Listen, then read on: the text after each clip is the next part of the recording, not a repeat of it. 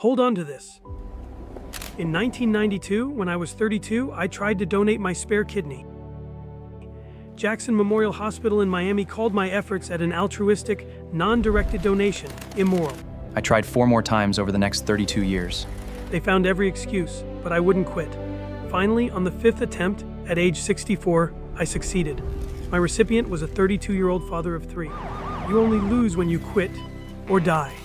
By 2076, abundance will be universal, but only if we try.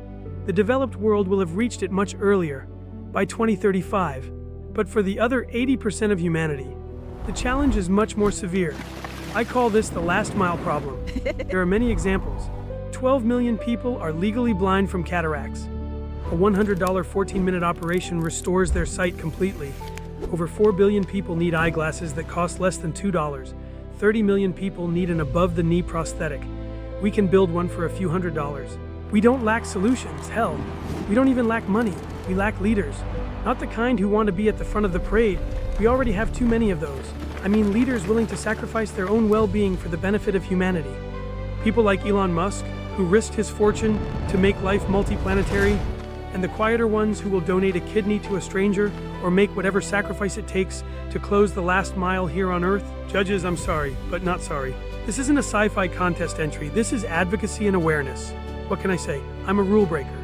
But importantly, and pay attention here, this is a highly optimistic view of our future, a world where literally everyone makes it to the promised land. This year I am founding Quixote University with one clear 50-year mission to develop more and better leaders.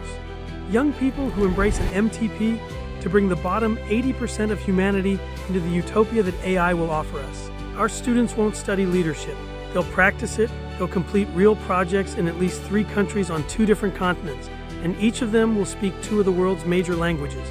They're going to pick up the heaviest loads imaginable. Most people don't care, that's just a fact. They aren't the problem. The problem is the 1% who say they care and do nothing.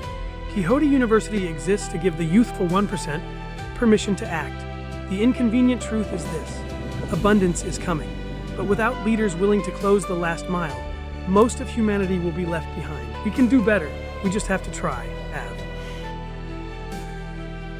The university has no walls. Only missions that matter. Quixote University will have no campus, no sports team, and no stadium. Instead, we'll have an MTP closing the last mile.